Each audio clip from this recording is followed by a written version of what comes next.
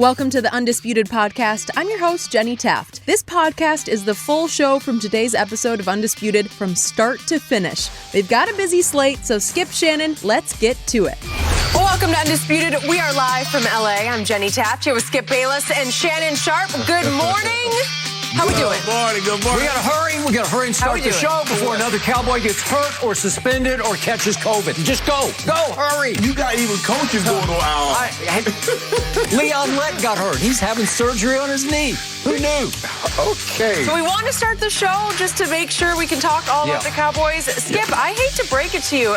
The bad news keeps coming for the Cowboys and their fans as their star defensive end, DeMarcus Lawrence, broke his foot in practice yesterday. Dallas takes on the Chargers in LA this weekend and will likely be without their second best defensive end, Randy Gregory. Not to mention already confirmed absences to La'el Collins and Michael Gallup. So Shannon, I start with you. How much trouble are the Cowboys in? They're in trouble. It's a big loss because you could possibly be without your two pass rushers. And we saw what happened last week with Tom Brady. He threw a party.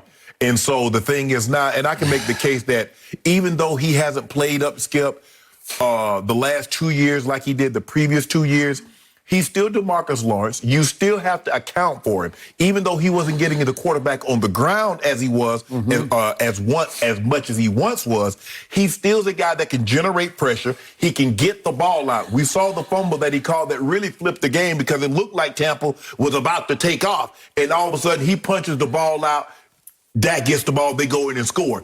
Now, no Randy Gregory, no D-Law. Skip, how the secondary? Yeah, I love Diggs. I think Diggs has the potential to be an all-pro, to be a Pro Bowl corner. But do you really, with no pressure? And we saw that offensive line did a tremendous job against the Washington football team's D-line, and we believe their D-line is one of the 2 or 3 best in all of football. And they couldn't generate anything. And now you're going to be down with your 2 best pass rushers, and somehow you expect to generate pressure. And you lose La'el Collins. Obviously, you're going to try to slide the protection and try to help out Joey Bosa, Skip. But this is a big loss. But I ain't feeling sorry for him, just like nobody's feeling sorry for the Baltimore Ravens because they lose not their first, not their second, their third, 3 of their top running backs, and their starting corner, and they just lost their starting guard. So they got 5 guys on IR within the span of 2 weeks. That's just football. And Skip, we know COVID. It's going to be ongoing. It's going to be an evolving situation. But at least you know that Randy Gregory could possibly play. But if not, worst case scenario, he'll be back next week for your division rival, the Philadelphia Eagles. But this is a huge loss because DeMarcus Lawrence is a guy that could consistently get pressure. He could get the ball out. And even if he didn't get the sack, he could force the guy into Randy Gregory's arm. So now with D-Law out, Randy Gregory possibly being out, who's going to force one way or another those guys? Skip, at some point in time, and I know it's cliche, next man up. But you only got so many men that you can say next man up. You might have one of those guys, maybe 2, that if somebody goes down, he can step in. But, okay, you say next man up. Okay, if that going to be Steele. Next man up, who's replacing D-Law? Next man up, who's replacing Randy Gregory? You only have one of those guys, 1, maybe 2 on a given team on a given weekend. Look, I don't know if you got 3, 4, 5 of those guys that you can just say next man up and everything's going to be okay. But like my granddad used to say, boy, you in a heap of trouble. You in a heap of trouble, Skip Bayless. You in a heap of trouble. 2 cases right now. Oh, well, that's gutsy. You know, you got the courage over there. You've got that Henny courage going. I do. Skip. You don't want nothing? You know what? I'm going to think about that. But I'm going to need some points. I want to see what your guts are, what your level of belief in all of the baloney you've been spewing over there really is. The Cowboys are now, it's just climbing rapidly towards 4 points. It's up to, I believe it's 4 the last time I checked.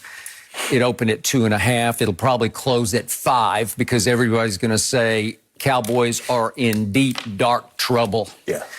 Okay, I'll be the first to admit it has now come to the point where in the afternoon I don't even want to look at my phone anymore because I'm afraid, I'm going to see another one's gone. And it is tearing my guts out in the God's honest truth to go from what I saw on opening night, which now seems like ages ago, and it was just last Thursday night. Right. It was just a week ago tonight. Right. I saw the greatest Cowboy loss ever. And you can laugh at me all you want, but it was the greatest loss. At least it was the most hopeful Cowboy loss ever, because nobody saw that coming. They were 9-point dogs. They were prohibitive underdogs at GOAT. And it was just great, great, great. Like, at least good, good, good. Where I'm saying, love that, and I love that, and I didn't see that coming. Dak arguably played the greatest game of his Cowboy career. Okay. They lost, but he played great. And the offensive line wasn't just good, it was great. Yes. Against the most hellacious pass rush in pro football at the end of the year before. Mm-hmm. The nastiest defense, the hottest defense, and they blocked him up pretty well. Mm-hmm. They didn't even really try to run Zeke, but Dak threw it and threw it and threw it some more at a high completion rate where he was having his way with that defense. Right.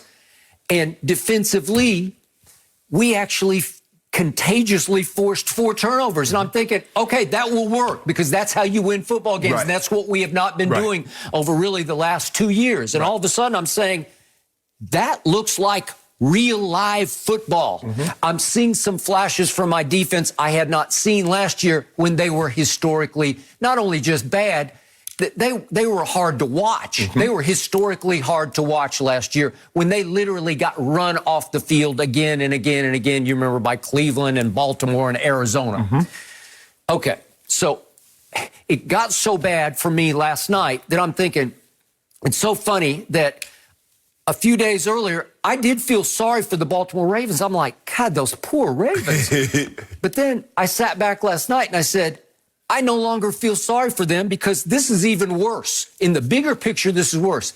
They lost running backs in a row. They lost 3 in a row. Yeah.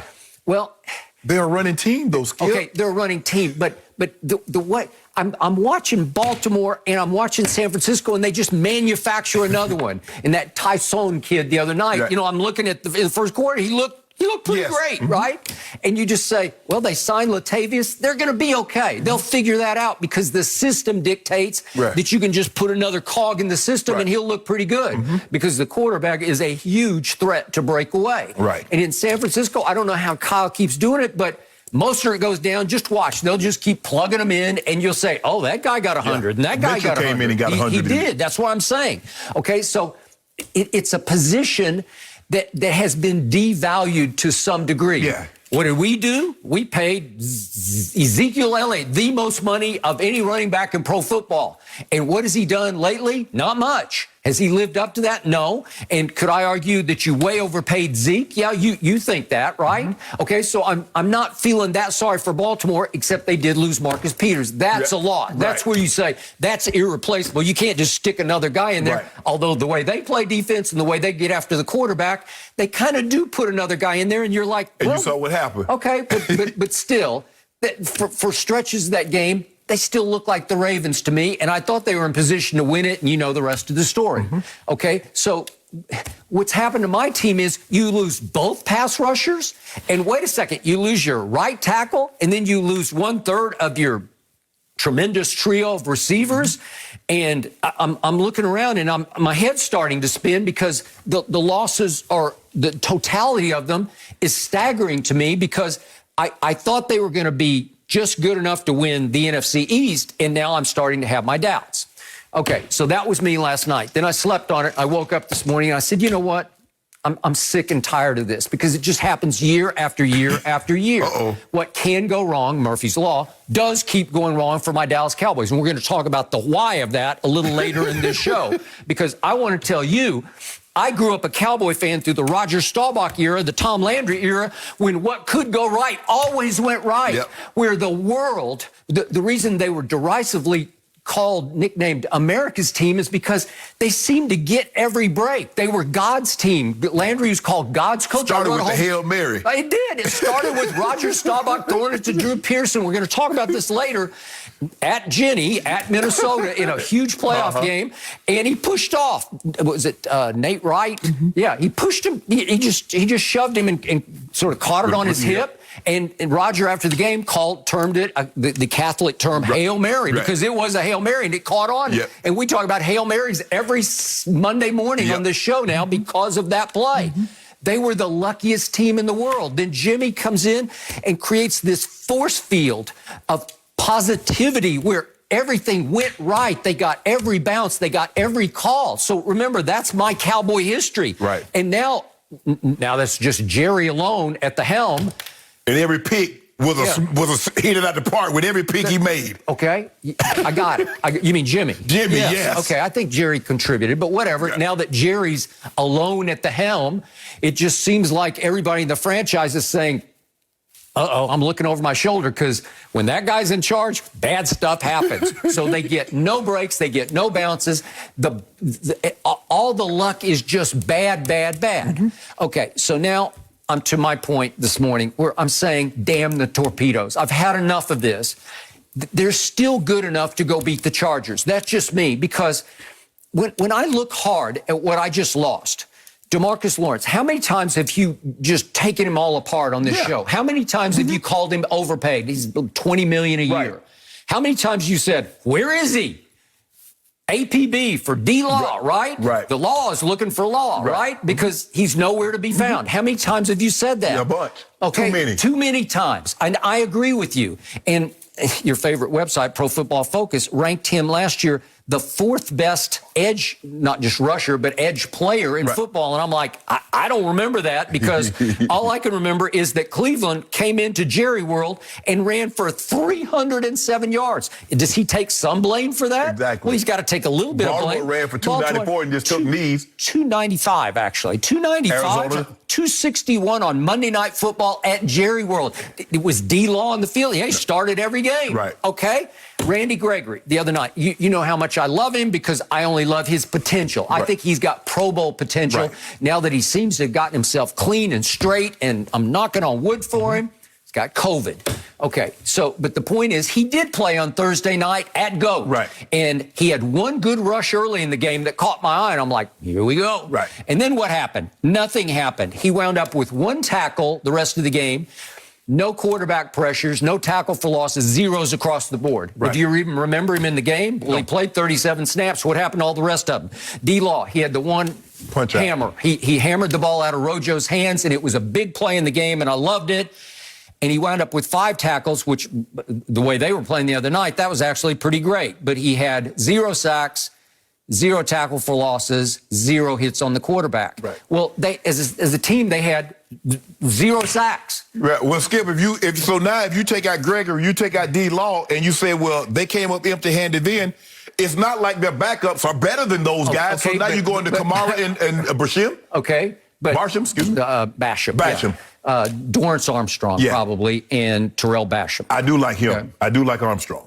You know what? Jerry's raved about him, so I'm saying, okay, let's give him a shot. Right. Can he be any worse than zeros across the board? I don't think so. Right. So just to remind people, he was a 4th-round pick out of Kansas in 2018, and he did start 3 games last year, and he does have a career 2.5 sacks, big whoop. But the point is, let's give him a shot. Yeah. And the only thing I know about Terrell Basham is that we signed him at dirt cheap money, just for bargain basement kind of money as a free agent.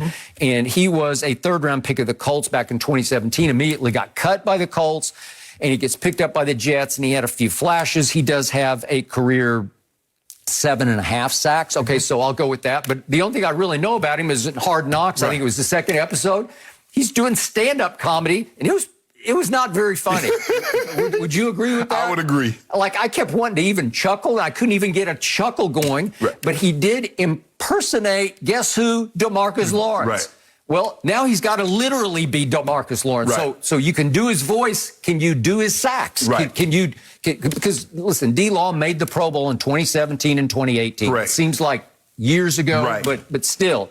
Can you step in? Maybe so. Maybe he'll give us a little jolt that those guys couldn't. But Skip, the thing is that D-Law could do, D-Law was really good against the run. Although those games that you highlighted wouldn't be indicative of how well he can play against the run. Were they just running completely away? No, they weren't running completely away from him, because remember, the reverse came to his side that ended up being the touchdown to OBJ. Yep. I just think the thing is, the question is Basham is a smaller guy who basically the Cowboys love his potential.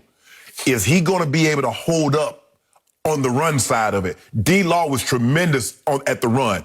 He did a very good job. Now, I agree with you. I don't know where this fourth best edge rusher over the entire season. I don't know where that came from. I don't either. But okay. But with with Gregory and D-Lo, Skip, I give you that. You got 4 turnovers, but you still gave up 31 points. Tom Brady still threw for 379, and none of those turnovers came from pressures. It wasn't like you got the ball out of Tom Brady's hand. You hit him and he coughed it up. There was none of that. You chased him off his spot and he threw a wild pick. Yeah. I didn't see that. Right? Okay, so my point is, new coordinator Dan Quinn, this is a what the hell game to me. This is where you just throw everything out the window and you basically throw the kitchen sink at that young quarterback, and you just blitz the hell out of him. You got Micah Parsons. Just unleash the beast. Just let him fly, because he's probably the best rusher on the field, right? The best pass rusher Skip, you got. do realize now, are you willing to rob Peter to pay Paul? Because you got to have to sacrifice the back end. You like Anthony Brown in single coverage? You like those guys other than Trayvon and other than Diggs? You like those guys in coverage? Okay, do you want slow death or quick death? That's what, I don't. You're up against it now. The odds are screaming that you are, what you said, in big trouble against Justin Herbert and company. We're going to talk about Mike Williams took a shot at the secondary, and Keenan Allen. And, they converted 14 of 19 third downs against a really good Washington front. So this game isn't about your defense. This game is about your offense. But I'm saying on defense, I give it up to where if I'm Dan Quinn, I'm just gambling all day and all night. I'm just sending people from everywhere. Skip, that's why you pay Dak the big bucks. Okay? You pay people away. Agreed. Okay, so there are lots of ways to skin this cat, so to speak. But one way is to, as Bill Parcells once said before the Giants Super Bowl, remember he said against Buffalo, he said, we've got to, against the K-gun, we've got to shorten the game. Correct. Okay, one thing Dak did the other night was he was incredibly deadly accurate with the football. Okay? CeeDee Lamb, you cannot drop another pass. You dropped 3 the other night. You made 3 big plays that almost canceled them out, but you can't drop a pass. And little Cedric Wilson's going to be in the slot in place of Gallup. Okay? Catch 6 or 8 balls underneath that get first downs. And obviously, Amari can be Amari. Best route runner in pro football. Maybe he can get loose for a couple of touchdowns.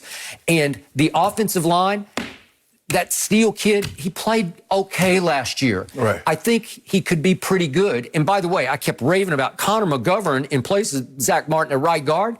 He was sensational. Well, guess what he played at Penn State for a whole year? He was the center. Well, what's the weak link in the line right now?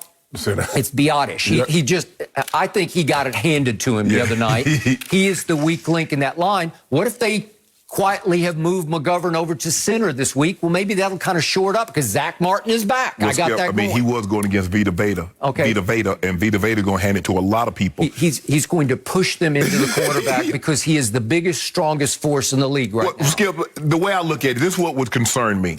Even if my offense plays well and it's a one-possession game, do you feel comfortable at the end of the game that your guys are going to be able to generate enough pressure and to keep the Chargers from either tying the game or winning the game?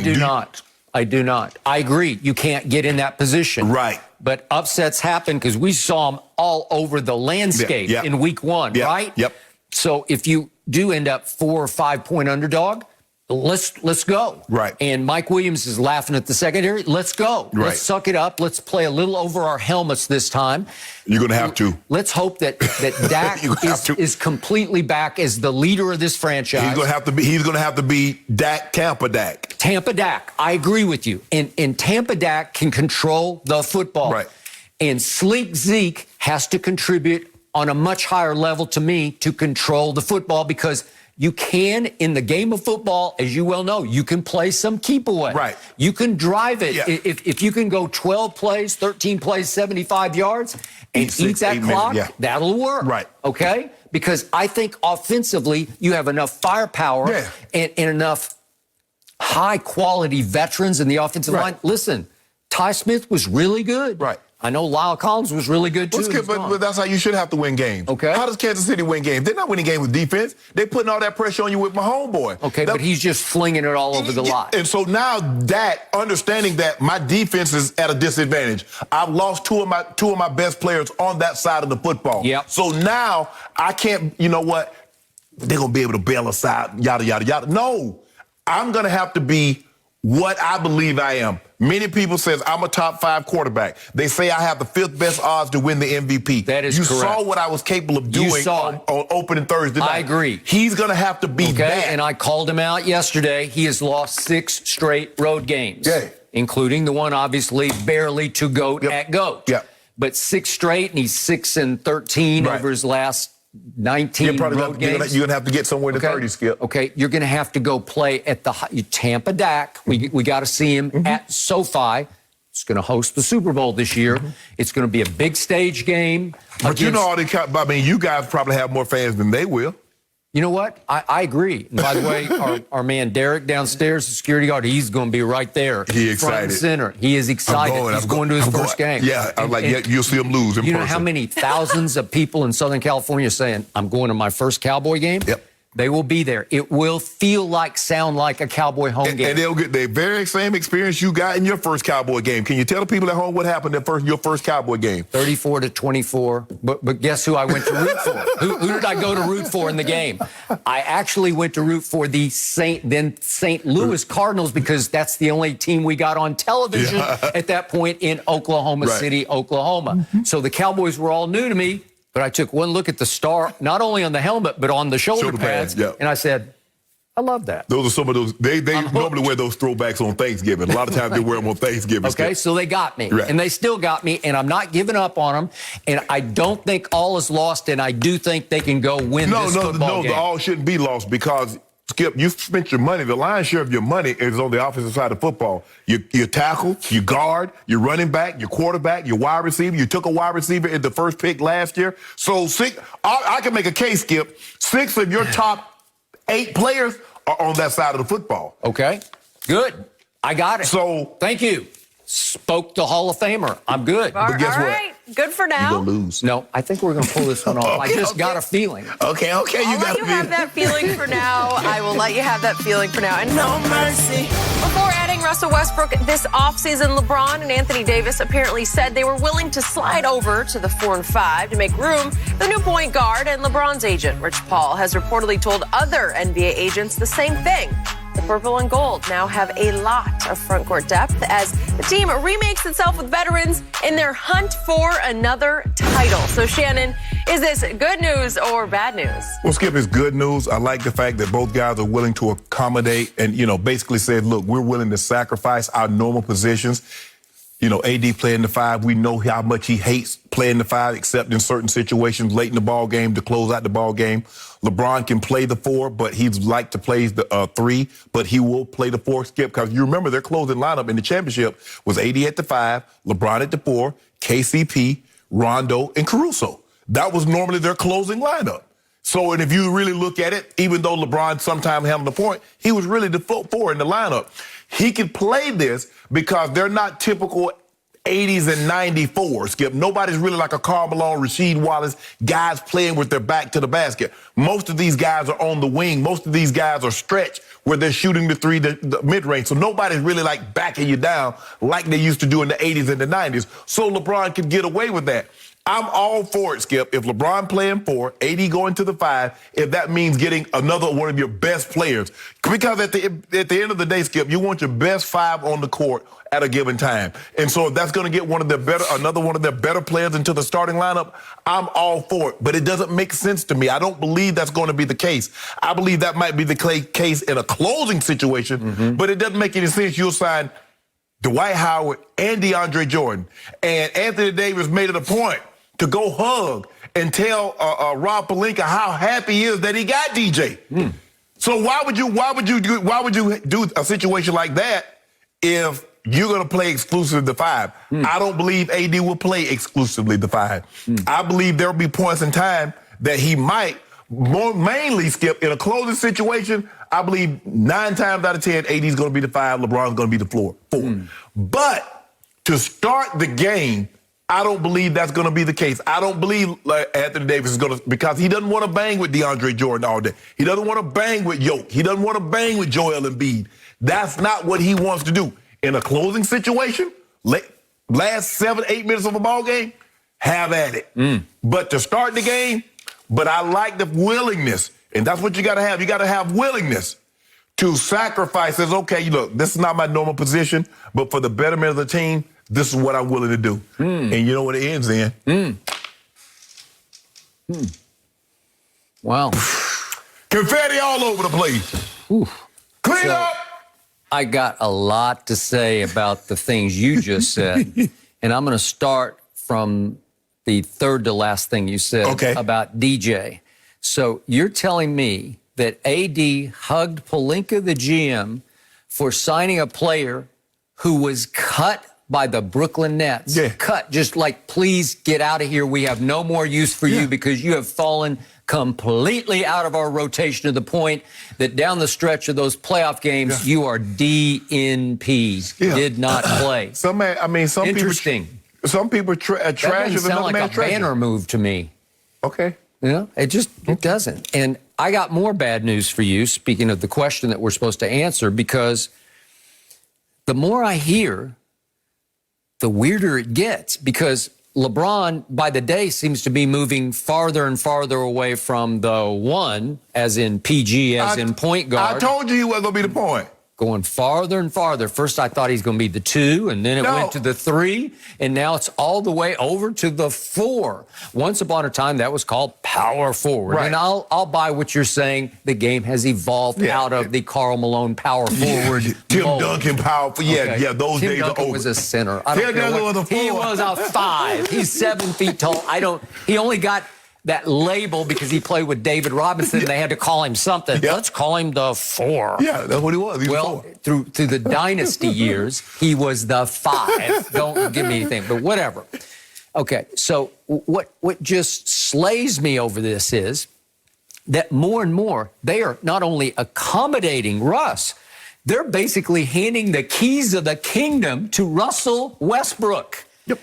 The same Russell Westbrook who led the Wizards last year to a 34-38 record while leading the league in turnovers by a lot. But Skip, when Bradley Beal was out, he carried them.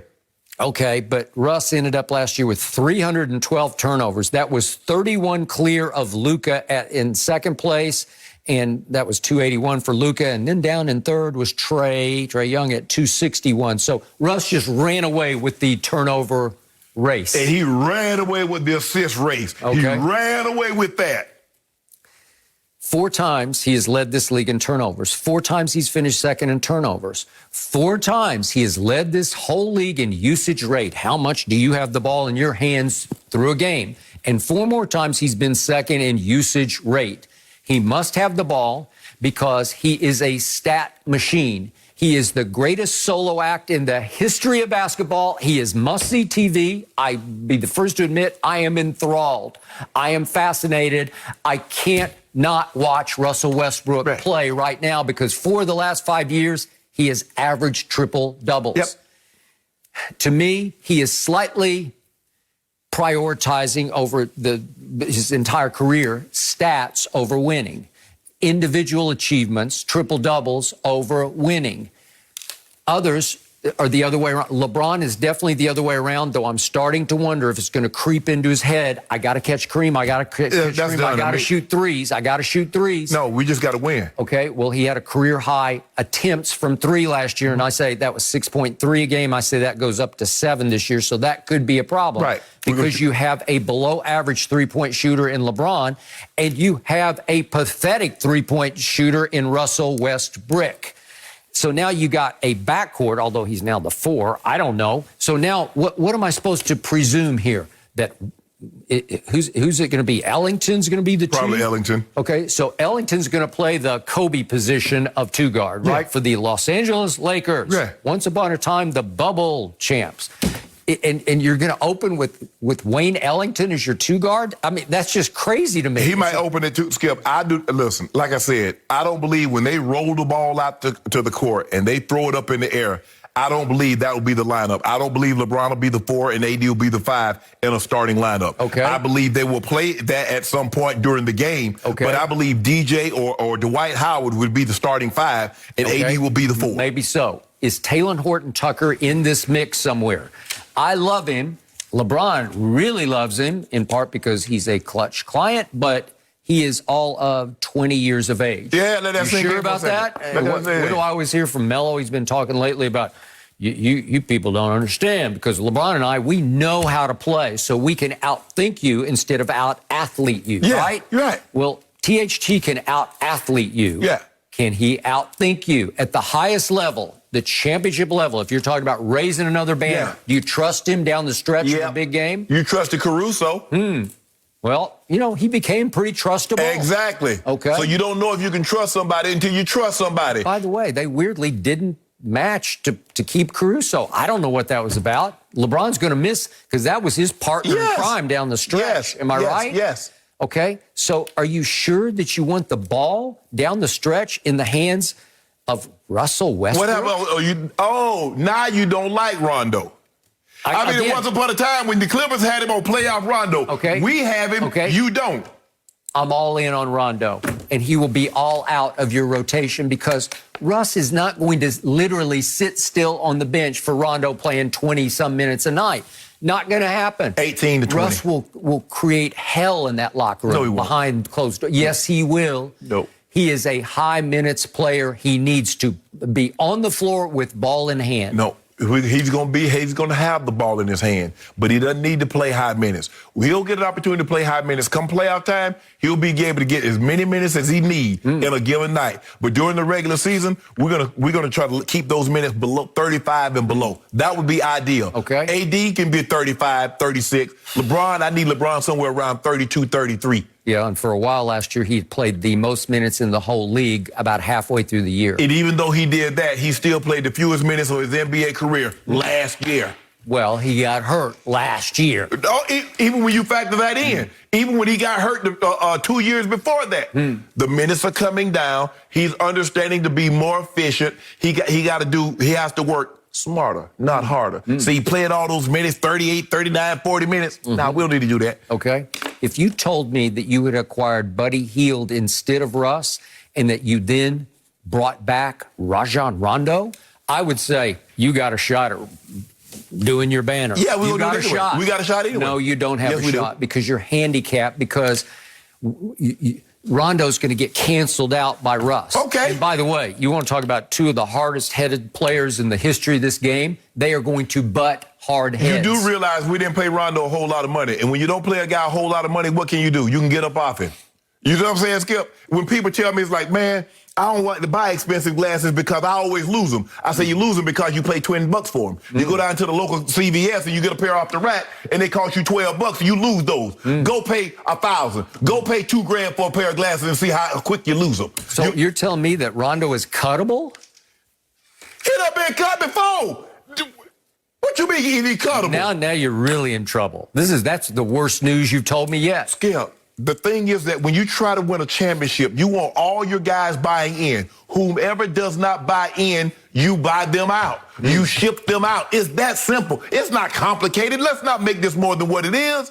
It's a lot. I tell you what, it's a lot easier to get off Rondo than it is John Wall. Well, obviously. Okay, then. But Rondo is your solution. Why would you want to get up off your solution? Solution to what? To winning one more championship. Why for would he have a solution for the Clippers? I told you why. Because he clashed with Because Kawhi. he don't respect that guy. Okay? He went after him on the floor at the end of a game in plain sight. And what did you tell me on yesterday's show? You and John Elway had a deal. Yes. Don't go after me publicly. Right. Don't show me up. Yes. Both ways. Yeah. Don't you show me up. Right. Don't you go over and Right. wave your hands. And John, don't you point at me. Right. Why didn't you catch that football on a live national telecast? Right. Don't do that Right. to me. And Rondo did that to Kawhi Leonard. All Rondo said, LeBron would hit that shot. That's all he said. And Kawhi lost it on him. You know what he said? LeBron hit that one. You mean the same LeBron that Rondo said game 2 versus Denver in the bubble? We called the last play for LeBron. I locked eyes with him, and he did not move because he wanted no part of that last shot. And Rondo said, I locked eyes with Kawhi. I know he was going to come around. I passed it to him in a sweet spot. Eyes at the last second. He dumped the ball off to him. Dumped the ball. 6 seconds. No, he hot potatoed the basketball to him. Here, you take the hot potato, and Kawhi's like, what am I supposed to do with it now? Put it in the basket. Oh, well, I'm guarded. Guess what? I shot an air ball because I had a hand all over my face. Guess what? He was fresh out of prayers. God said, I ain't answering no more prayers. You threw up one in Toronto. He did? You threw that one up. I'm out of here. I'm busy today. Okay, but you cannot go show him up on the court, and that was the beginning of the end. Well, don't talk to me. Don't be coming. Don't be walking up to me. Okay. I'm walking up the court, going to, I'm a shower. I'm frustrated. We lost. We should have won the game. If and Rondo ever dared to do that to LeBron James at the end of a game, want to talk about getting up off him, they would get him right up off him. Guess what? We got to worry about that. Because LeBron going to make the shot.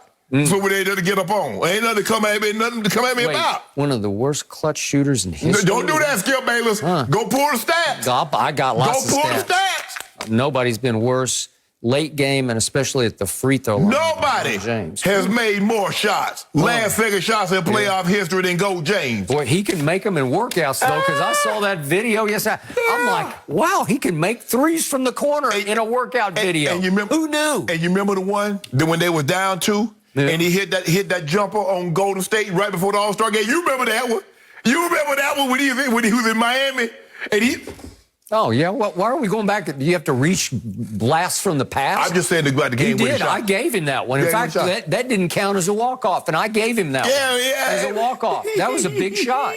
Then he hit one against Golden State this year, and he said right after the game, got poked in the eye, and I was seeing 3 baskets. That's it. 3. I picked the middle one, and it went in. What? He could have shot an air ball and said, like Aaron Rodgers, he got one of the most double low shots, and he missed the whole thing, but he didn't do that. LeBron and Aaron have a lot in common. There you go. They are the biggest blame-deflecting finger pointers ever. There you go. I love them both. They're the masters of that. No, you don't. But guess what? You ain't going to really like us after this year. Champs. We are the champions. You realize. No time. More and more, it has come clear to me, you are entrusting your franchise into the hands of Russell Westbrook, who ran away with the turnover race last year in this league. Way to go. Russ, I trust. Yeah, you big better. Trust. Yeah, big trust. I can't wait. You're going to win a good amount of regular season games. Yeah, more than anybody in the West. You just have to. With this kind of star power. More than anyone in the West. And then it will start. Yep. And then we will see, and you're going to have, I'm predicting right now, you're going to have a lot of long days sitting in that very chair across from me saying, you're going to flip on Russ. Nope. In Russ, I do not trust. On the road again to a championship, that is. Yeah. I just can't wait to get on the road again. Are they going to play in the bubble this year? There you go. See, you always try to find a way to diminish what we've accomplished. Maybe LeBron could, he runs the league. Maybe he can figure out. So what was that last year? So what about that pandemic last year? So that championship don't count last year in the pandemic? Because people had COVID-related issues and things happened, so we're going to have to put an asterisk by that thing. That's okay. That's all I'm saying. Kawhi got hurt, or Kawhi would be crowned again, and this would be Kawhi Town. Kawhi wasn't crowned what? Crowned. He's got the crown. He's swinging from his keychain. He stayed hurt. Well, he wasn't hurt until fatefully against Utah last year. So now you gonna blame the guy that just accidentally bumped him, and you gonna blame him. I'm not even gonna go there. That was unfair. You for Joe Ingles. You can try to blame Joe. I know what you're trying to do secretly. Joe, if Joe had to bump him, he gave him a little shot. That little something, Skip, that was nothing. Yeah. Well. But the man dove on LeBron's ankle. LeBron, you're Iron Man. You're Iron Man. Come on, LeBron. He just took off the rest of the year. Whatever. And then he just couldn't get it back together. That's okay. That's okay. We get it back have this year, a lot to look forward to this season. I can promise you that. I don't know. They haven't been airing that commercial, though, with the little crown. I feel like I don't see that one anymore. It's interesting. Maybe we're waiting for the season, guys. I want to talk about this. I need your thoughts on Kyrie Irving, because he raised some eyebrows yesterday, tweeting, quote, "My mask is off. Now take yours off. No fear." So, of course, many had questions. Irving followed that up with a clarification 8 hours later, saying, quote, "Mask off means you stop being something you're not and stop lying to yourself. It's the moment you discover the real you and can walk around with no fear in a society that shows a lot of the masks people wear to hide who they truly are. This is nothing COVID, rule related. Relax." Shannon, did you have a problem with his first tweet? I don't, because I think that's the thing when you tweet something or you write something, because people take what you say and it's little interpretation. We're in the middle of a pandemic, and a lot of municipalities have mask mandates where you have to wear a mask. And so when you say and by the way, we still have one right here. Yeah, absolutely. Okay. And so, Skip, when he says take your mask off, I've taken mine off, people take that as a literal interpretation of, oh, Kyrie says he took his mask off, it's cool, we take ours off. I didn't think that's what it was. I didn't think Kyrie would be that reckless. Now, look, I'm not trying to give myself no headache. I try not to take any medicine, as little medicine as I possibly can. So I didn't want to try to get no headache. But I thought, when I saw this, I felt there was a deeper meaning. Look, we know Kyrie has gone through a metamorphosis.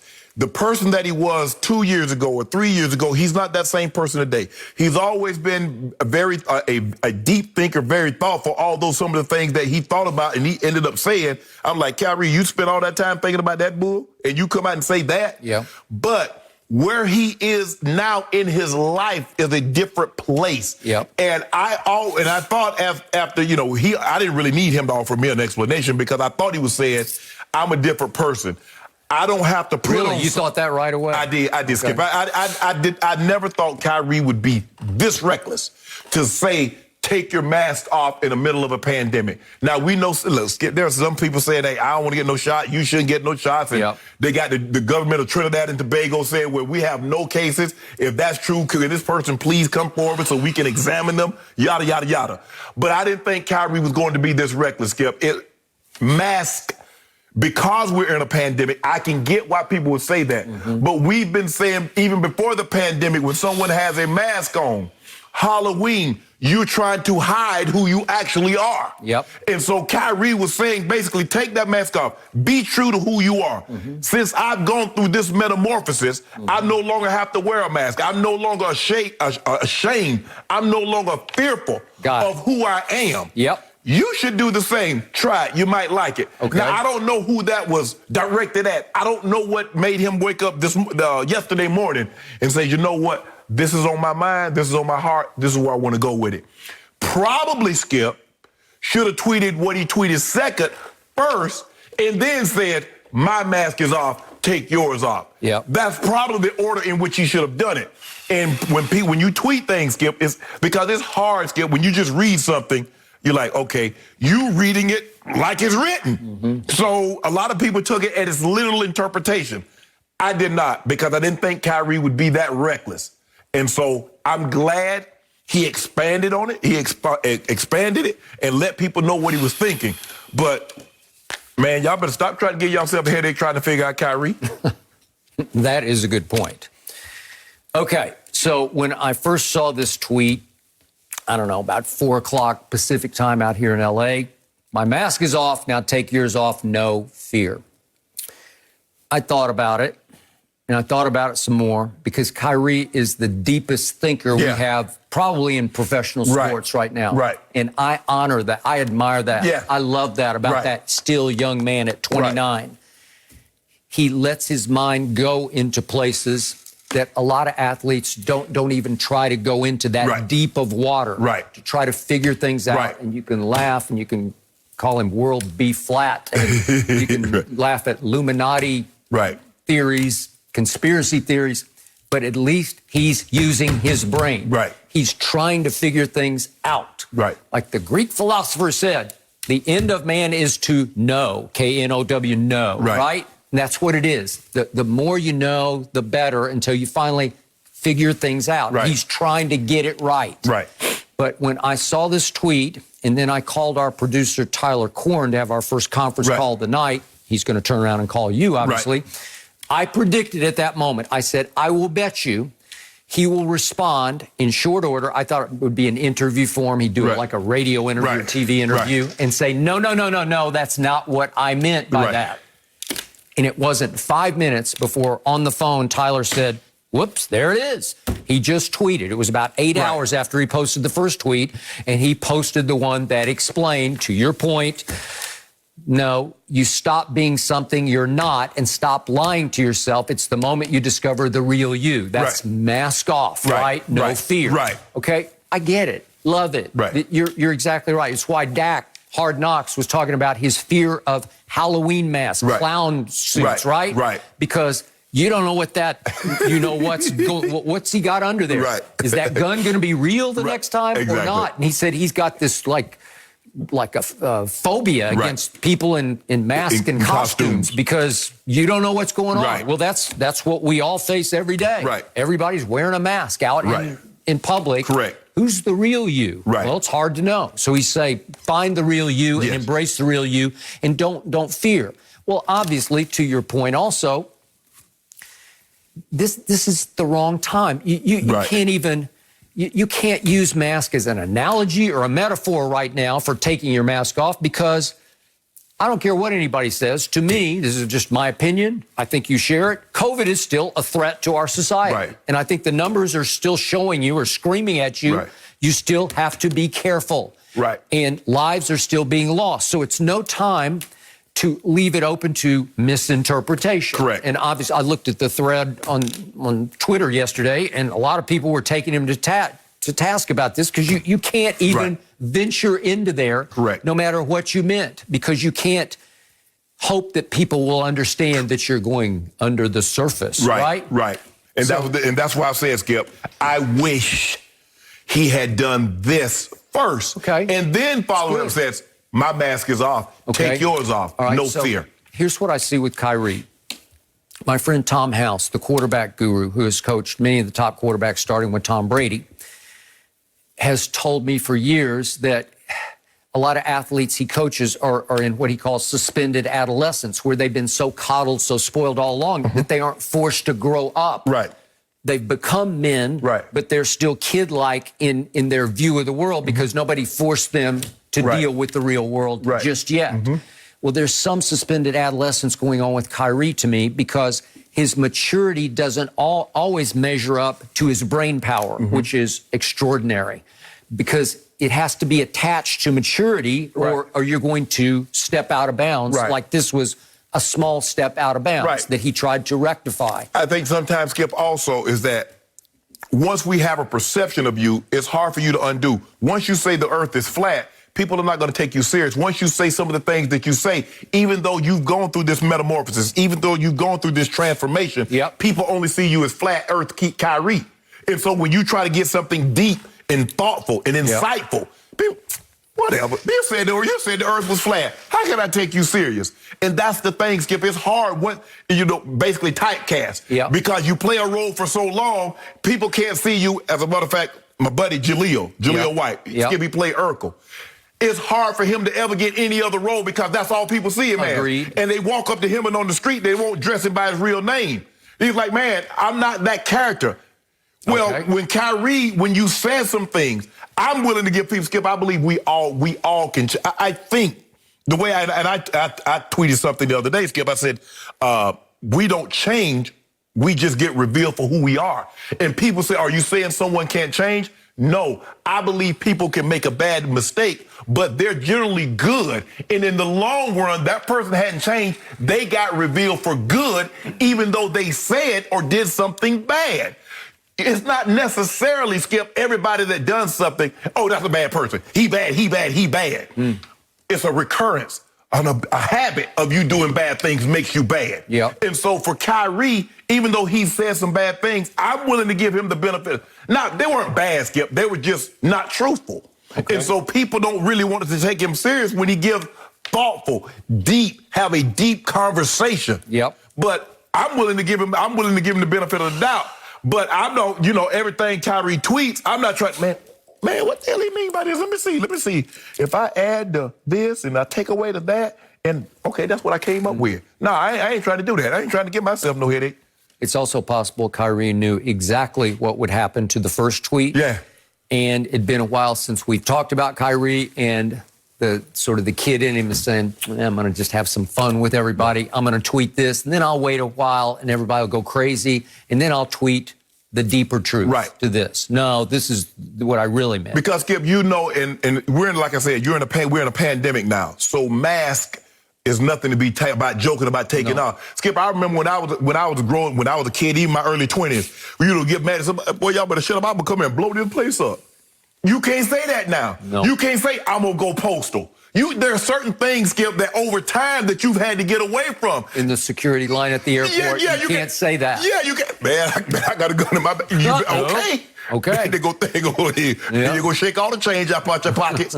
So for me, Skip, like I said, I just didn't feel, and I don't know Kyrie. I met Kyrie like a couple of times, but I did not think Kyrie would be this reckless. Hopefully any athlete would be this reckless, although we've seen some retired athletes say some things about the pandemic that I didn't necessarily agree with. But I thought I had a good idea of what he was talking about, considering what I've heard him say over the last, say, 6 to 8 months, Skip. So I thought I had a pretty good idea of where he was going with this. But like I said, Skip, you leave a lot to interpretation when it's written.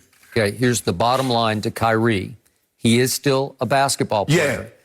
Yeah. And no matter how many sabbaticals he might take or how many crazy things, quote unquote, he might say that you lose respect for, in the end, he's still 50, 40, 90. That's what he is. He can shoot 50% from the field and 40% from three and 90% from the free throw line, and that is rare. Yeah, ain't been a whole lot of guys ever do that. No. So in the end, he's still that guy. Yes. And that's why we all still pay attention. Yes. No mercy. Confronting performance concerns has historically been every guy's worst nightmare. Trekking to the doctor's office, another awkward conversation followed by a long wait at the pharmacy. Thankfully, help is here at BlueChew.com, offering the first chewables with the same active ingredients as well-known alternatives. So you'll be 100% confident every time. Plus, your online consultation is free, and delivery arrives in discreet packaging. No one knows. Here's a special deal for our listeners. Try it for free when you use promo code Fox Sports at checkout. Just pay $5 shipping. That's BlueChew.com, promo code Fox Sports to receive your first month free. No mercy. Zeke Elliott questioned the football IQ of some of his critics this week after he had a subpar season opener, saying, quote, if you know football, then you can tell someone had a solid game without having the best statistics. When specifically asked about his inability to score a touchdown at the goal line against the Bucs, Zeke added, that's on me. We're inside the 5, me versus the DB. I got to get the ball in my left hand, so I got something to fight him off with on my inside hand. I got to find a way to get in the end zone. So, Shannon, you've already said this play, it really wasn't Zeke's fault here. No. So should he have taken the blame? I mean, if you want to be a good teammate, that's what you do, Skip. You bite the bullet. You let someone run over you with the bus, and knowing that, hey, this shouldn't have happened. It's simple. Skip, the way I approached it when I blocked, and I'm not saying I was the greatest blocking tight end, but I did okay. I got tired of getting my you-know-what kick, having to block Strahan or Reggie White or Bruce Smith. So when I got my opportunity to get a safety or a corner, I was going to drive his you-know-what in the dirt. Because I was going to pay them, I was going to get you like your guys was doing me. Blake Jarwin is 245 pounds. That's a safety. 200 pounds. He should have drove him to Miami and dumped him on his head. He whipped, Skip. He didn't even touch the guy. He whiffed. How? Okay. I get it, Zeke. You know what? That's me. I got to put the ball in my left arm, stiff arm the guy. All Blake Jarwin has to do, if Blake Jarwin just touch him just a little bit, maybe Zeke, because all Adams got to do, he's forced. If he forces Zeke back inside, he's done his job. So what you do, you attack his upfield shoulder. I don't know what this is. So this explains to me, Skip, why they didn't have no running game. Because if he can't block a safety, what do you think he going to do with JPP? What are you going to do with Shaq Barrett if he can't block a 200-pounder? Okay. Zeke, you're right. I like guys, Skip, that can influence a ball game without having a catch, having a touchdown. But they do other things. If you go back and watch the tape, you and I talked about it. Watch what he does on blitz pickup.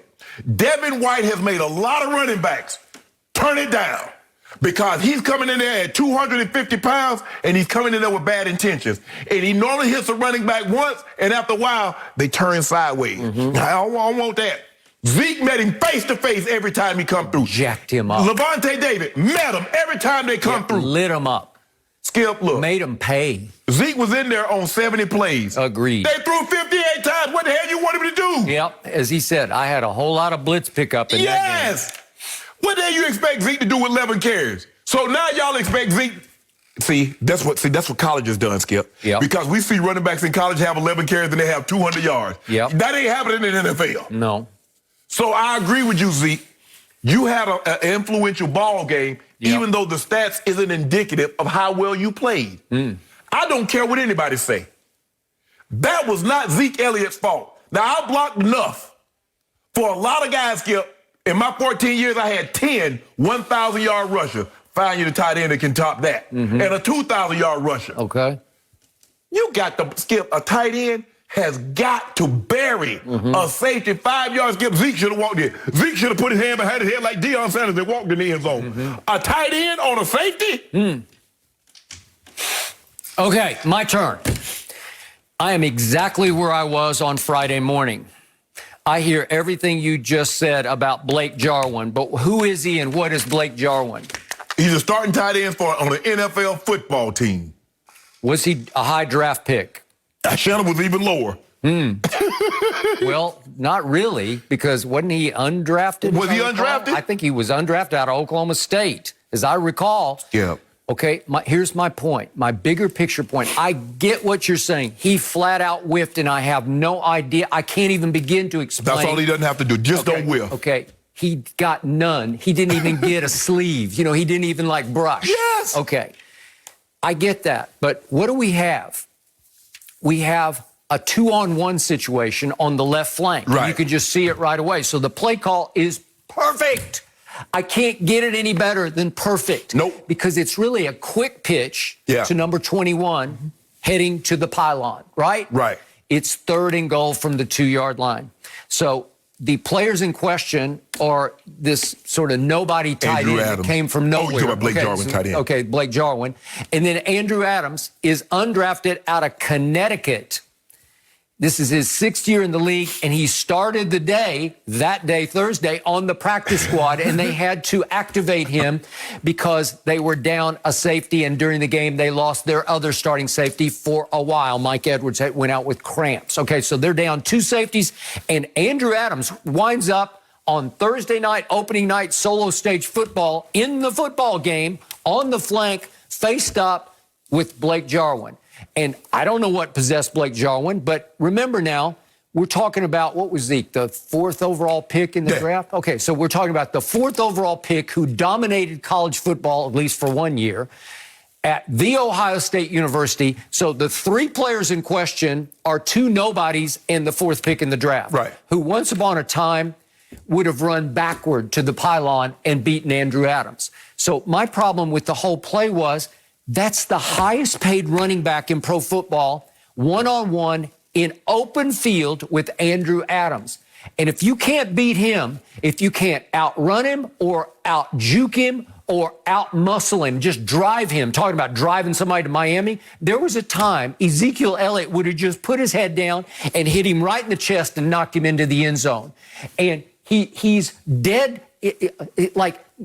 Andrew Adams is the one on the offensive. He sets the table. He makes the play. He is in attack mode. Right. He shuts down Zeke before Zeke can attack him. Exactly. Because Zeke is still going sideways. Once he see it, he heads upfield. Because he knows where, I can't let him race me to the pylon. If I make him turn it back, here come Whitfield Jr., here come the rest of the posse coming from inside out. I've done my job. If he doesn't make the play, as long as I turn it back inside, because I'm fourth, he's what we call force. Look at him. He takes off right now, knowing all I got to do is make him go back inside. The Cowboys always called it rifle force. That was your assignment on that play. You have to turn it in. Yes. Okay, so I get that. But I'm going to quote the great Bob Sturm of The Athletic, and he, to me, is the best one going out there and breaking down Cowboy tape. And I'm just going to read what he wrote about this play. He said, first of all, I don't know how Jarwin didn't get outside leverage on Adams to wall him off. So, bingo, gotcha. But, he goes on to write, I also don't know how Elliott can't beat one guy in space to the pylon. Bingo number 2. Not only did he not beat him, but he cut back inside into the help. Okay, got it.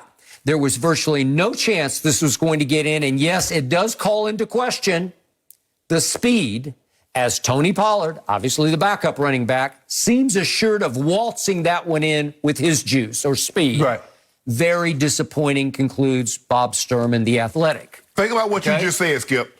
He said, he started off, I don't know how Jarwin didn't get to his outside. I don't either. I can't even begin to explain. It's like, it's all completely wrong. You don't get outside leverage and you whiff. Okay. Skip, it's like, I don't know how Skip didn't beat Shannon in that room. Shannon's at the door already. That's how Skip didn't beat me there. The reason why he didn't beat him to the corner because the guy got forced. He knows. Okay. Now let's look at forced for the trees. Let's see the forced for the trees. The forced to me is 21 can't beat the undrafted free agent somehow, some way. Skip. Even what did Mike McCarthy say in his his Friday media session? Right. He said, I'd like to think we could get to the pylon. And he didn't say, he didn't say Zeke can get, but I'd like to think we could get to the pylon too. But Zeke doesn't have that burst anymore. The only guy that's getting to that pylon with that guy outside leverage is Tyreek Hill. Ain't no running. Derrick Henry's not getting to the pylon. Tony Pollard would get to the pylon. Tony Pollard has a pretty rare burst to him. First of all, Tony Pollard don't run with the power that Zeke does. Well, So okay. if all I got to do, Skip, I got one responsibility as that guy, force. He's not even supposed to make the tackle unless the guy runs right there to unless Blake Jarwin does what he does. Okay. I've got force. If I do my job, that's my job. Guys get into trouble trying to do more. A lot of times, Skip, you just saw a guy try to duck inside. Yep. Now Jarwin pins him. Okay. He says, no, that's not my responsibility. I'm going to do my responsibility. Skip, you do realize that they play Andrew Adams, he's an NFL player. And on any given practice squad player, but go ahead. Any given day, any given play. Yep. Anybody can. That's what I tell people all the time, Skip. On a given play, a street free agent can make an all-pro look foolish. That's the way it was. That's what just happened. Okay, I got it. Do you remember the old Oklahoma drill? Yes. Starting the Bud Wilkinson days? Blake Jarwin would want no parts of that drill. Two players, face-to-face, lined up. Yes. Different ways you can do it, but the coach can take a football and toss it to one or the other, and you just got to collide. Yes. One guy's got to get the other guy on the ground. Well, this was an Oklahoma drill to me where you tossed it to Zeke, and now you make more money than any other running back per year. You got to get it home. And he didn't even come close to getting it home. He lost a yard. Skip. He looked completely overmatched by an undrafted free agent. It's scary to me. He's Ezekiel Elliott. I get Blake Jarwin. I get Andrew Adams. I don't get... So how you expect... Let me ask you a question. If your guy cannot block a safety, how the hell you expect Zeke to have a bounce-back season? He damn sure is not going to block a defensive end. Okay, well, obviously, he wasn't blocking Michael Strahan at that point, like you said. I'm saying, but they got equivalent DNs, I'm saying, in the game. So how do you expect Zeke to run the football if your tight end won't block? Okay, I don't think they ever really viewed him as a blocker to start with, and how he sort of wound up in that formation in that spot, I'm not sure. It's perfect. You know why, Skip? Because they think it's going to be a pass. So now you got it. Now, Skip, I can sneak up on you. Okay. Skip. At least you got to, like, roll at his feet or something, just chip him, just get a tiny piece of him, just slow him down for a split second. Skip, Dan Reeves would put me in the game. Unless Blake Jarwin thought it was a different play, I don't think he did. He wasn't going out for a pass, it doesn't look like. Skip, Dan would put me in just to block the safety. Okay. I would make him turn it down. I made him all of a sudden, because safeties, they would try to run over a wide receiver. At the time I was a wide receiver, they try to run them over. Mm-hmm. After about 3 or 4 plays, Skip, they dodging me. Whoa, what happened? Stand up and take this pop. Because I know once I get down a little small in a stance, what the DN's going to try to do to me, they going to Skip, they ragdolling me. Okay, Terrell Davis, 97, would that be vintage? Yes, okay. 97, 98, 96. One of those, okay, in his vintage prime. If you run that same play and you put him in place of 21, what happens? Shannon got the safety up in there like this here, and I'm shaking all the change out of his pocket. Okay, let's say you whiff. What happens? In that same predicament, what happens to TD? Does he get home? Skip, I ain't whiff. Skip, I ain't going to like this. Okay, all right, but take yourself out of the equation. Say it was the backup tight end. Say you better blocker than me. That's House. Okay, well, then you admit that. That's big of you. No, your cards were handling defensive end. No, hell no. I can't block like House. But my point is, if he wound up in that predicament, one-on-one, toward the flank, what happens? Not that TD was the fastest guy. No. But you want to talk about power back? Whoa. But Skip, the thing is what TD had to know, what made our running game so special was the cutback. TD had to know 84 had his backside protected, and he wasn't going to take a helmet to the hip. That's the only thing that would prevent the running back, because you don't want that defensive end to crash down and hit you in the hip. TD had to know that. TD knew, hey, Jew, I call him Jew, come see your boy backside. All right, fine. But what if he wound up in that spot? Would he have gotten home? I'd like to believe that he would, but I got one responsibility. I got a safety, Skip. I've been dreaming for this day. Okay, Skip, you got to realize what they've been doing to me. Okay, but you're still missing forest for trees. 21 couldn't beat undrafted free agent. I'm missing a 245, can't block a 200-pound man. Okay, well, I don't think he's paid to block anybody. You know, Skip, he got a check. They paid Andrew Adams. Do you know that? They paid him the minimum to play that game. They did. Skip, I'm not. Zeke makes $15 million a year. Skip, I didn't win every route. And Mike would say, 84, you got to win on that one. I say, Mike, he got paid too. He's studying tape just like I am. Okay. I mean, what the hell? This is the opening drive of the second half. This is a chance to seize control of the football game. You have driven it just about the length of the field, and it is a tour de force drive in which your highest paid running back gets the ball on a pitch play that is the perfect call against that defense. And why was it perfect? Because guess what? We got a blocker, a safety, and a ball carrier. Let me reiterate that, people at home. We got a blocker, a safety, and a ball carrier. That's all we got. Skip, I tell you what, I'll put it to him like this here. If you want to turn around and watch Zeke run the football, buy a damn ticket. Because that's what normally they have you do. If you want to watch the game that close and see somebody run, tackle, catch, buy a ticket. Otherwise, block the man. Okay. Or else, maybe 21 could make him miss. Maybe he could outrun him. Maybe he could run through him. There are a lot of ways to rectify a whiffed block. Mike didn't, in a situation like that, Skip, Mike would always tell the tight ends, I don't need you to hold in that situation. He says, because if you got to hold in that situation, I need to get a new back. To your point, maybe Zeke should have got in, but Skip, ain't no tight end. Ask any tight end what they live for after having to deal with those Myles Garretts and the Joey Bosa's and the J.J. Watts. Skip, now I got me a 200-pound safety. You think I ain't going to try to do to them? You see how Carl Nassib, how quick he ran through that running back? He didn't have to do with no tackles. He didn't have to deal with no tackles anymore. He got a running back. Well, guess who that running back was? He had just been activated from the practice squad. Yes, exactly. He doesn't know much about blitz pick. He can run it, but he can't block. And you see Zeke? Okay. Nah, that's what Zeke talking about. You see the blitz pick up, the difference? Zeke laying folks out. Big test for Zeke this weekend. Big test. And Cowboys said he's always ready. He's always ready to do it. He understands the game. And look, we're watching him. We'll see what Zeke does next, guys. No mercy. Well, fans have won nearly $5 million on the Fox Bet Super 6 app, and Terry Bradshaw is putting another $1 million on the line for NFL Week 2. Scan the QR code on the screen, download the app for free, and predict the outcome of 6 NFL games for your shot to win Terry's money. And one of those games is a good one, Ravens-Chiefs, where Lamar Jackson and Patrick Mahomes face off for the 4th time this Sunday night. And so far, Mahomes has got the upper hand. The Chiefs quarterback has thrown 9 touchdowns on 70% completions, while Lamar has only thrown 3 TDs on 170 passing yards per game. And when asked about his 0-3 record against his fellow former MVP, Lamar tried to deflect the personal rivalry. Take a listen.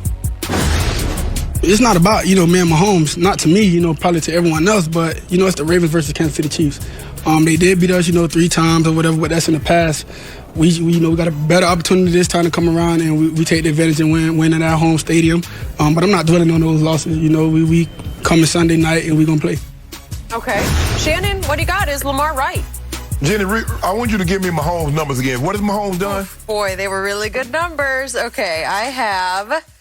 the Chiefs QB has thrown 9 touchdowns on 70% completions. Lamar only thrown 3 TDs on 170 passing yards. Is Lamar DB or QB?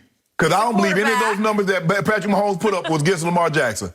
You see, Skip, what they do, Skip, is that Lamar Jackson, let's just say for the sake of argument, for this conversation here, Skip, Lamar goes out, he scores 33 points, throws for 270 yards, 2 touchdowns, rushes for another 8 and another one. Pat Mahomes gets the ball last and goes down there and wins. They're going to say, Patrick Mahomes outdueled Lamar Jackson. What about his defense? I'm more worried about that defense. Derek Carr threw for 35 yards. And he ain't got not one weapon on the offense other than Waller. Tyreek, can you imagine what Tyreek's going to do? Travis Kelce, they got speed out the yin-yang. I'm worried about Lamar Jackson's offensive line. They blitzed one time. One blitz. They pressured him all night. Villanueva, the Statue of Liberty moves better than Villanueva. And the Statue of Liberty hadn't moved since they put it up there in the harbor, 270 years ago. Ronnie Staley is not healthy because he's coming off that ACL injury. So that's what I'm worried about. I'm not worried about, would I love for Lamar Jackson to be more consistent throwing the football? Absolutely. Skip, would I like him to do a better job of protecting the football? Absolutely. But I want someone to tell me the time that Lamar Jackson went into a game against the Kansas City Chiefs and he had the better team. That's what they do. He's never had a better team than Kansas City. Y'all used to do that all the time with Tom Brady. Tom Brady beat Peyton Manning. He had a better team. Tom Brady outgunned Peyton Manning. Peyton Manning goes to Denver. He gives him a Von Miller, a DeMarcus Ware, a Malik Jackson, Aqib Talib, Chris Harris Jr. Whoa, Tom ain't got... Whoa, that's not what y'all did. When Tom was beating the hell out of Peyton Manning, y'all said Tom was better. Peyton Manning gets some support. Now he got too much help. No, they know that. Kansas City Chiefs are a better football team than the Baltimore Ravens. Patrick Mahomes, we already know Patrick is a better quarterback. Lamar Jackson is going to have the game of his life, and that defense is going to have to play 1,000% better than what we saw on Monday night. Because if they play like they played Monday night, Skip, Chris Jones is a better defensive player than anybody on the Raiders. What the hell you think he's going to do to Villanueva, Skip? Okay, help me out here because I'm a little lost on where you're heading because I watched all 3 of these games, all won by Kansas City. Which of the teams in those 3 games had the better defense on the field that night or that day? Who had the better defense, Baltimore or Kansas City? Hey, help me out because it was Baltimore all 3 times. And thank you. And my homeboys went through it. Who led the league in rushing each of those years? Oh, I think it was the Ravens. Yep, it's hard to run the football when you're behind. Okay. But if you have the better defense, maybe you shouldn't be behind, right? Well, so that's Lamar's fault, huh? He plays a role in it. And all I know is I thought he played a much better game than you thought he played on Monday night at Las Vegas. I thought he was mostly spectacular in that game, but he lost the ball twice in very crucial moments. Fourth quarter, overtime. Yes. Just tried to do too much after he had run for some yards, and he just tried to switch the ball to the other hand, and it got knocked out. Correct. And then he was trying to hold it, and Nassib just came flying around and knocked it out of his hands. Okay, to your point, you just can't do that. If you don't fumble twice, I believe the Ravens are going to win that game. It just felt that way to me. I don't know it for a fact, but it felt like that's where the game was heading. And Lamar threw a whole bunch of great balls in that game. That one to Sammy Watkins was that's a chimney throw. You dropped it down the chimney. And the rollout play and the throw to Hollywood in the back of the end zone. It's just, I don't know if anybody in the league can do that except that guy. Okay, so that's what he can do best, while Mahomes can do many other things better. many other things better as a throwing and moving mobile quarterback, but not so much to run it, it's to escape. He's looking to buy time to throw the ball over your head. I got it. So back to Lamar's quotes. He said, it's not about me and Mahomes. And then he said, not to me, probably to everyone else. Well, to your point, to just about the rest of the known world, it's about those two. Both are MVP winners head-to-head. And when you look at the numbers, they're just staggeringly in favor of Patrick Mahomes. Like it's an embarrassment because if you look at Lamar's numbers, he's only completed 53% of his passes against Kansas City. Right. And I'll give him a good defense. I won't go very good. No. They're right. Tom Brady shredded that defense in the Super Bowl. I'm sorry. But that's Tom Brady. Mm-hmm. Okay, so 53% of your passes, yet in all your other games, 35 other starts in the National Football League, you complete 65%. So that's a quantum leap to me. And then you look at Lamar's, all of his other games, he's 65 touchdowns to only 18 interceptions. Well, that's, again, he's not Patrick Mahomes, but he won an MVP. Right. It's pretty great. Right. And yet against these guys, it's not very great because you've only averaged 170 passing yards, almost 200 in all your other games. But guess what? See, in those other games, Skip, they're playing with the lead. See, they're not built to throw the football from behind. Okay. They're built to throw the football when you think we're gonna drop all these guys to stop you from running, and now he hitting guys wide open. Skip, you remember they went to Kansas City. And it took 2 fourth downs for my homeboy to get him. That was the first one, right? Yes. Yeah. In Kansas City, it took 2 fourth down throws. It took a 4th down to Tyreek. You want to talk about Houdini? Yeah. You remember he rolled out of the pocket, he threw it down the field, and Tyreek came out of nowhere. That was the first time he caught my eye, and I said, wait a second. Yeah, exactly. Yeah. And then it was a 4th down on the goal line, and they got the touchdown on the slip to the running back. So Lamar, the first game, had an opportunity. But then you remember, 2 years ago, Earl Thomas talking about, well, they lost because they ain't have me. And they went there at 1 o'clock in the afternoon, and Patrick Mahomes threw for like 500. And then we saw that Monday, was it the Monday night or Sunday night last year? It might have been a Monday night game, Skip. And again, you run that coverage and guys are wide open, and Mahomes has another big game.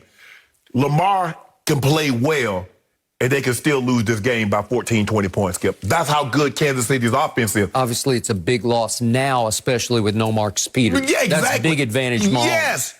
And, Skip, and they lost their starting guard with a torn ACL. So, I just don't, like I said, and you say, well, if you look at Lamar's record, he's 0-3 against Mahomes. He's 30-5 against everyone else. There's no shame in being 0-3 against Mahomes.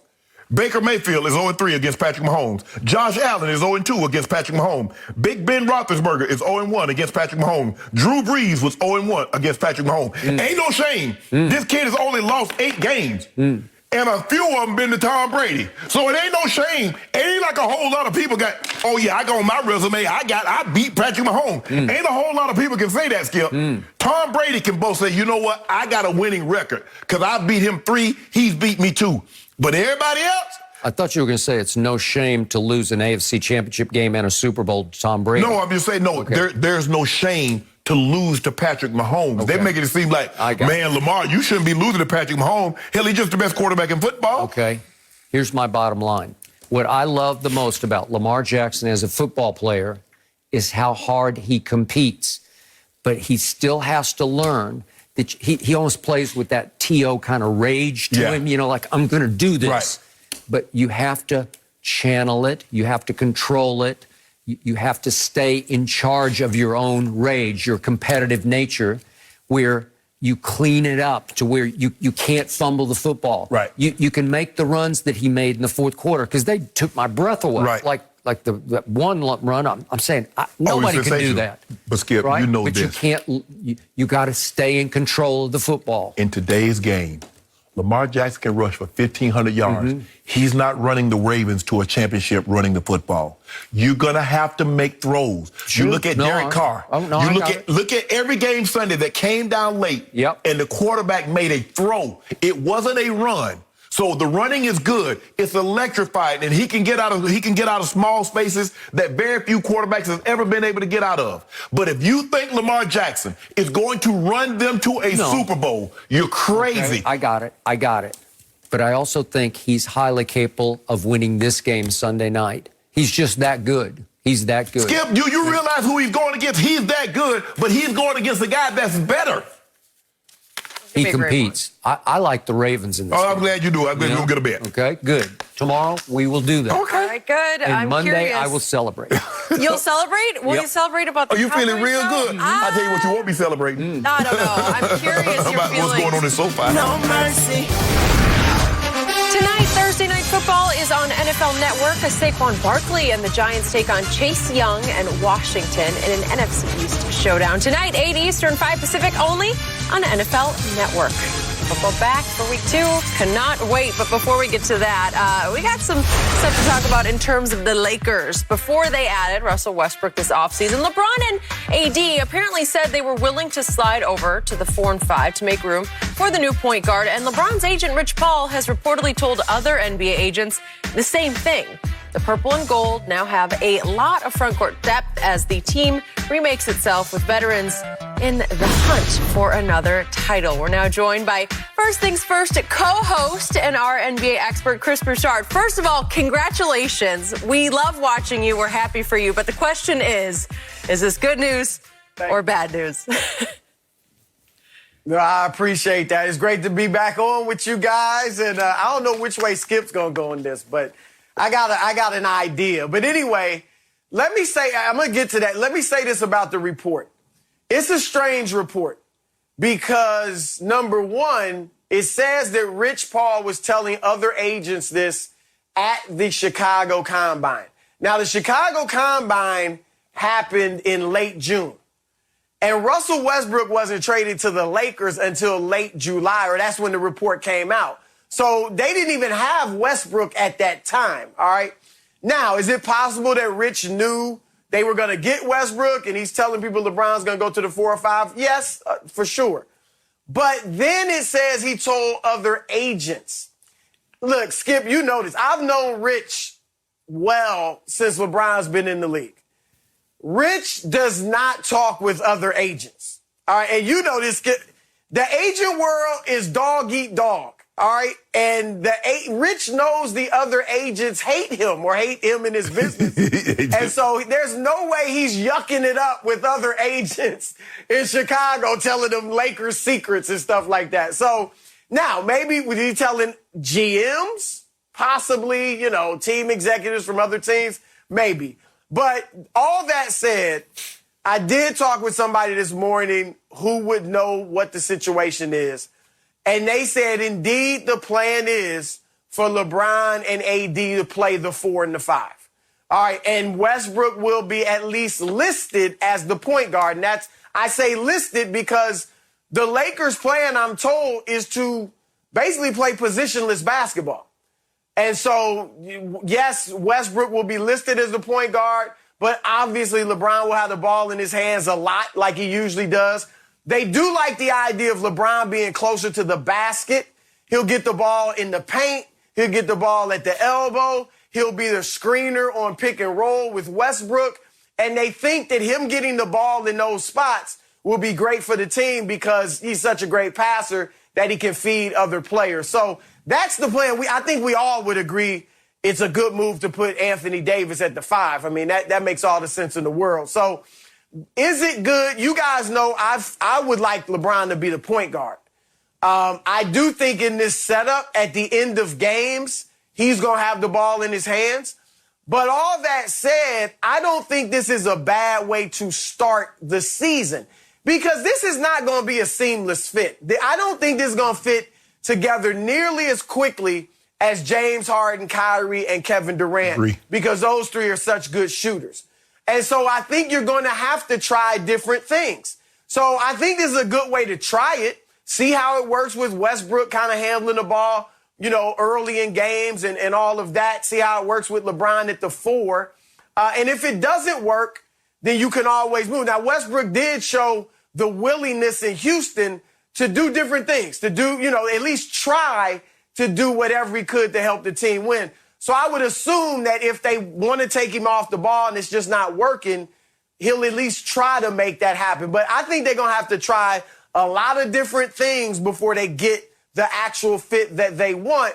So that said, I don't have a problem with them starting this way. I just found it out. I like it because it shows me that guys are willing to compromise and willing to sacrifice because we know how bad AD doesn't like to play the 5. He doesn't like to have to deal with DeAndre Jordan and Joel Embiid and Nikola Jokic, all those bigs. Now, they don't have the fours for LeBron, there is no Tim Duncan, Kevin Garnett, Rasheed Wallace, Karl Malone, guys like in the 90s where the fours basically played with their back to the basket. That's not how they play now. Most of the fours are stretched. They're shooting threes. They're in the mid-range. They're really not posting like they once did. So that's easy. But, Chris, for me, it makes no sense for AD to start the 5 when you just signed Dwight Howard and DeAndre Jordan. Now, I can see the way they played in the finals last year and in the playoffs, down the stretch where you go AD with the 5 and LeBron and KCP, Caruso, and Rondo. Okay, I get that. But to start that and have, so what is Dwight? What did you get Dwight and DeAndre, DJ for? That's why it's confusing to me. I don't have a problem if the guys are willing to sacrifice and it says, you know what, I'll do whatever it takes. If it takes me playing the 5, I'll play the 5. LeBron said, if it takes me playing the 4, I'll play the 4. I believe Russ needs to have the ball, Skip. Because if he doesn't have the ball, I mean, he's not a 2. He's not Clay. He's not, Jason Tatum. He's not Devin Booker. He's not one of those shooters with the basketball. So he needs the ball, and I don't have a problem with him having the ball. I don't believe he will jack up as many ill-advised shots. I believe he will be more protective of the basketball. But I just have, I'm just confused to why you signed Dwight Howard and DJ if you're going to play AD at the 5. Okay, my turn. Bottom line is still my bottom line. Russell Westbrook will never fit with LeBron James. I am with Chris. LeBron is still the best point guard in professional basketball, and it kills me to think that he's moving farther and farther away from the 1. He's going to the 2, to the basket, to the 3, to the 4, closer to the basket, because now his priority is catching Kareem. Got to catch Kareem. Priority is save myself to score more to catch Kareem.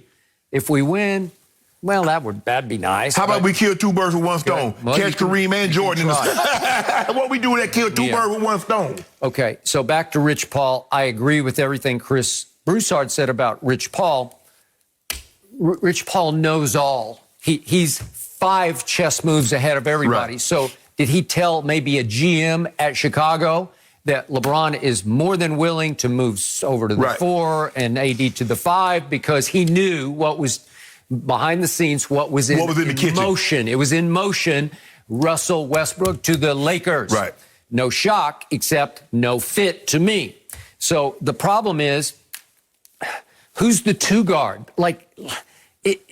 It's Wayne Ellington. Is he going to play the Kobe position for Laker Nation? I don't get that. You don't got to beat Kobe just to play the position, Skip. So is it positionless, like Chris said? So is it THT at age 20 in the starting lineup? Maybe he's wildly talented. But again, what's Melo keeps saying?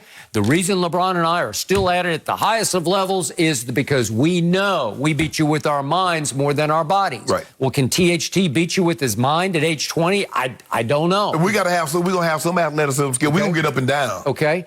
If it is 4 and 5 for LeBron and AD, can you rebound the way you need to rebound? Yeah, again, you're going to mix and match Dwight and DJ in there, but can you rebound at the highest level with those 2? Can LeBron commit to rebounding and get 10 a game, which he is highly capable of getting? But see, Chris, and this is what I was talking about. If you look at the last 2 champions, they played big. Brook Lopez, Giannis, Chris Middleton, they played big. Okay. The Lakers, Dwight, JaVale, AD, LeBron, they played big. They didn't shoot the 3 particularly well. This notion that you cannot win a championship if you don't shoot the 3.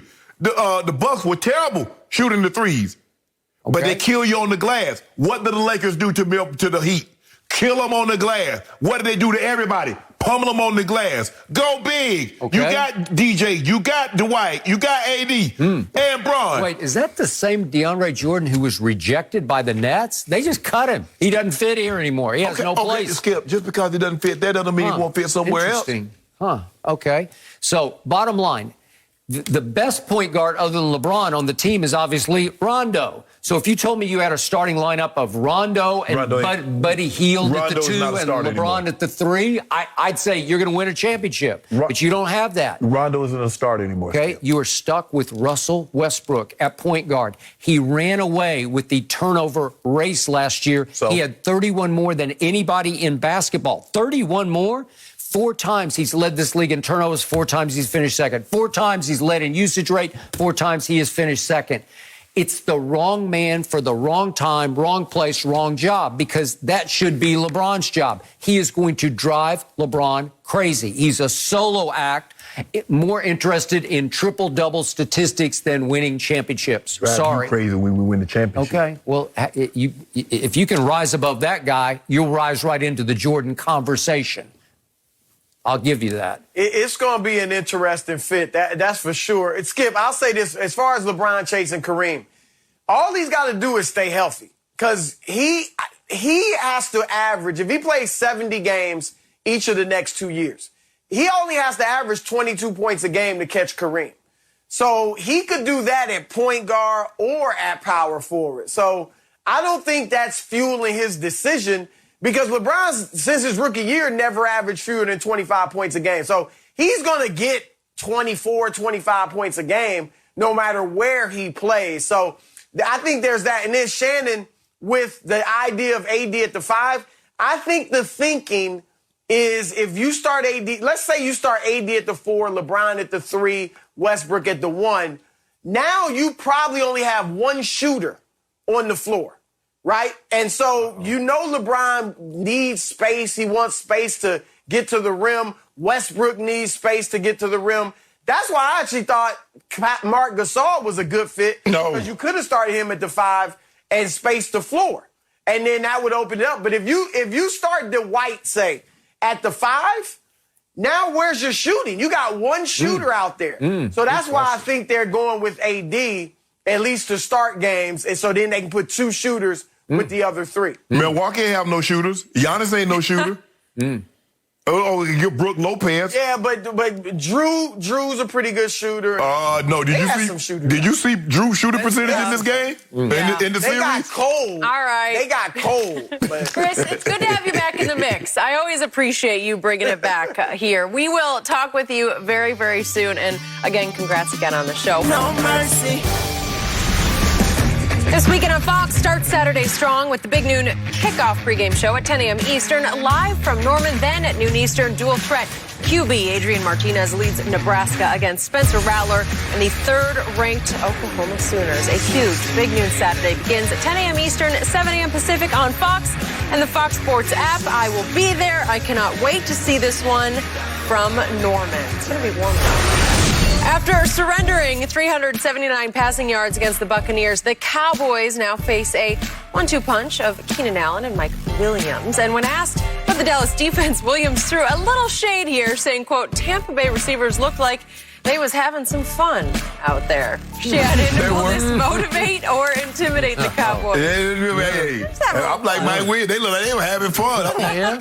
You want a little piece of that? It ain't no fun if I can't have some. So Mike Williams say, hey, I want some of that with AB. And Chris Godwin will get it. Whatever that was, that's what I want. Yeah. Keenan Allen said, sign me up. Skip, a lot of times when you think wide receivers going against cornerbacks, but me, I looked at it from the front to the back. Man, they ain't got no pass rush. I can be able to take my time. I ain't got to be in no hurry. I ain't got to speed no routes up because I know y'all can't do nothing. As opposed to playing Kansas City, and I got DT, got Neil Smith, got to worry about those guys. Or we used to play Minnesota in the old dome with Chris Doman, rest his soul, Johnny Randall, Hank, Henry Thomas. You like, man, it's going to be a tough sled, not because of what they had on the back end, it's what they could do up front. Y'all can't do nothing up front, and your back end suspect. Is it? I see big things in Keenan Allen future. I see a big day. Justin Herbert gonna be offensive player of the week. You think so? You almost said month. You know, I've almost said, but why don't you go to year? He might be, but he gonna be player of the week. He might throw for 700 yards. He might be right in the. He might lead the MVP race after this. 353 tubs. Really? Okay. Why don't you go to 400? You can't go to 400 if you're going to have some fun. 350, 3 tubs to do. Really? I mean, whatever Brady got, that's what he'll have. He'll have very similar numbers to Brady, if not better. 379. You can't even outdo the 44-year-old. Yeah, he'll be there. He said, well, Brady did that, and I'm 24. Yeah. Brady did that at 44. Mike Williams, I love you. I needed you. I thank you. This is just what the doctor ordered for my hard luck Dallas Cowboys, my snake-bitten Dallas Cowboys. Trevon Diggs, are you listening? Yeah. Anthony Brown, are you listening? Anthony Brown, Jordan Lewis, are you listening? Yeah. Donovan Wilson, come on down. Yeah. Mr. Kazee, did you see what Kazee did to Chris Godwin at the 2-yard line? Yeah. He disconnected Chris from the football. Okay. Did he not? Yeah, it was he a did. big play He in the did. game. It was a game saver, right? Yeah. Hey, we've even got Malik Hooker. He's going to get in on the act a little bit. So I'm kind of liking my back end. Oh, you like your back And end? you're going to get kicked. Can Dorrance Armstrong do any worse than Randy Gregory look at did? you. Oh, no. I want y'all to hear Randy Terrell Basham, can he do any worse than D-Law? I want you guys to hear this. Yep. Because this is the same guy that loved this Cowboy, been talking about Randy Gregory, Yep. and now he bashing it. But Skip, let me ask you a question. Who gives somebody more bulletin board material than Jerry Jones and Stephen Jones? Talking about how all you done is talking about how great your team is, how talented you are. Oh, this team got as much talent as those Super Bowl teams. You right, Jerry. Does Jerry ever say how bad the opponent is going to be? No, he just talking about how good he is. They're like, oh, so what are we, fettuccine? We chop suey? Fettuccine's pretty good. Yeah, right? yeah, but guess what? That's what y'all about to be. Y'all about to be shredded. Y'all about to be noodles. Really? Yeah, y'all about to be done. Y'all getting done. As a matter of fact, I'm feeling real good now. I might want to up the do. Really? Yeah. I'm feeling real good about a Mike Williams who is yet to make a Pro Bowl. I know he was a star in college. I get that. He well on his way against y'all. Really? Yeah, he gonna have after this game. He had a nice game at Washington. He had 12 targets. He caught 8 for 82. Keenan Allen's a little better. Yeah. Obviously, he caught 9 for 100. Oh, and you talking about... I'm sure they'll do similar numbers against my secondary. Better. But my secondary has this contagious new gene in it, which is disrupting and creating turnovers. Oh, really? Yeah, so that's the new you. 4. At GOAT, we got 4 turnovers. And since you talk about route runners, Keenan Allen is one of the best in the league. I don't know if he's better than Amari, but we'll find out. It's close. Yeah. Ooh, stop on a dime. I'm seeing maybe 3 turnovers. We could force at least 3 if we got 4 off the GOAT, right? Yeah, I'm thinking Dak has 2 turnovers. Do you? Yeah. Huh. One of your receivers going to cough it up on a big hit by Derwin James. I was sort of seeing the flip side of that. So, but I thank you, Mike Williams, for that because that will be on our bulletin board. Yeah, I can't believe it. All you'll be on the bulletin board is a picture of Jerry. That's what's on your bulletin board. No mercy. Guys, how about this? Lakers training camp just 2 weeks away, and LeBron was spotted putting in some work in the gym with teammates THT and Malik Monk. Recent video shows the King working on his corner 3. So there it is. Shannon, scale 1 to 10. How impressive is this? Come on, Shannon. 1. A 1? It's routine stuff. He loves the corner 3. He shot 46% from the corner 3. He did? Yeah, he did. Well, he shot 36% overall. Yeah, but the corner 3 is his shot. So I'm not impressed by this at all. This is what LeBron does. So he just makes them like clockwork? 46% is what you thought. Really? I'm waiting for the bootleg video of the 35 threes that he missed during said workout. I've never seen anything like this. You realize LeBron James has missed the 6th most threes in the history of the NBA? Yeah. That's not very good, And you do right? realize LeBron got the 3rd most points in the history of the NBA? Gonna have the most. The first most. And guess what? And a passer. Yeah. What other passer you know is in the top 10 of scoring? You know what? I want to see a workout video of LeBron make 10 straight free throws. Oh, yeah, that's right. He can't make 10 straight free throws. He make them when they count. Really? He sure does he? Sure does. He's the worst late-game superstar free throw shooter in the history of this league. I got the numbers. Remember Game 7? Yeah. Against your team? San Antonio, Game 7? Yeah. Did he make big free throws? And hit a jump on Kawhi. Remember he hit that jump in Kawhi? Yeah, after we got shot in the heart by Ray Allen, saved We LeBron's did that. legacy. We did that. And there you go. Congratulations. Training camp, though, 2 weeks I love those away. workout we're going to have Watch a lot to talk this about year. this season. Inspire me. Skip, Shannon are 50%. back same time tomorrow morning. The Herd is on now. Have a good day, guys.